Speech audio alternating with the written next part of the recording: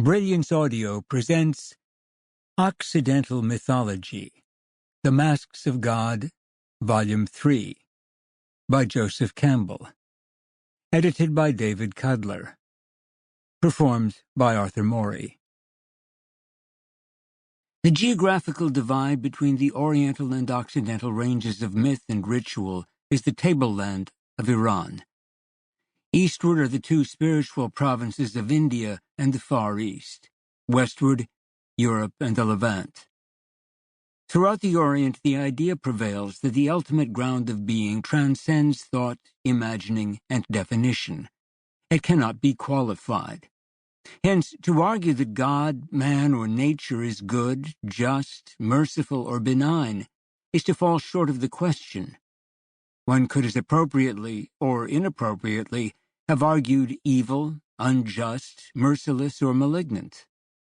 All such anthropomorphic predications screen or mask the actual enigma, which is absolutely beyond rational consideration. And yet, according to this view, precisely that enigma is the ultimate ground of being of each and every one of us, and of all things.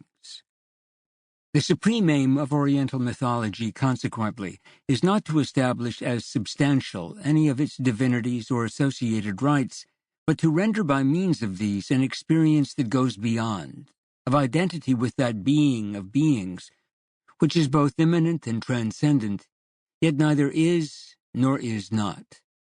Prayers, chants, images, temples, gods, sages, definitions, and cosmologies are but ferries to a shore of experience beyond the categories of thought, to be abandoned on arrival. For as the Indian Kena Upanishad states, to know is not to know is to know.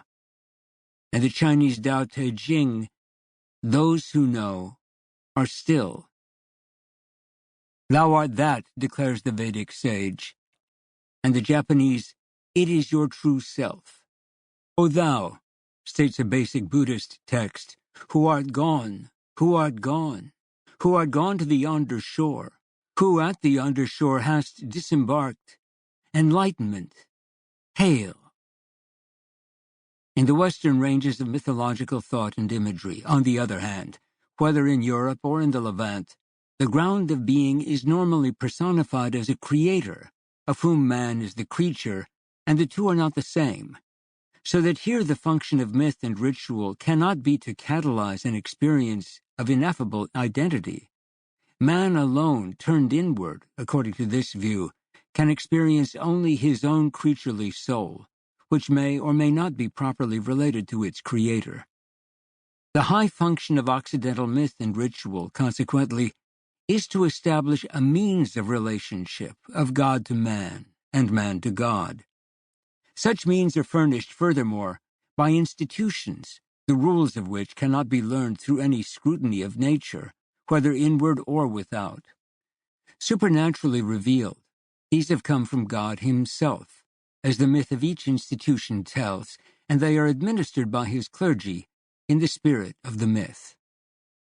However, certain exclusively Occidental complications result from the fact that, where two such contradictory final terms as God and man stand against each other, the individual cannot attach his allegiance wholly to both.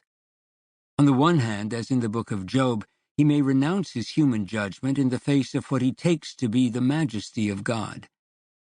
Behold, I am of small account, what shall I answer thee?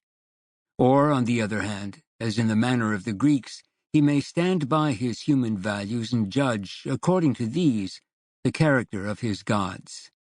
The first type of piety we term religious, and recognize in all traditions of the Levant: Zoroastrianism, Judaism, Christianity, and Islam.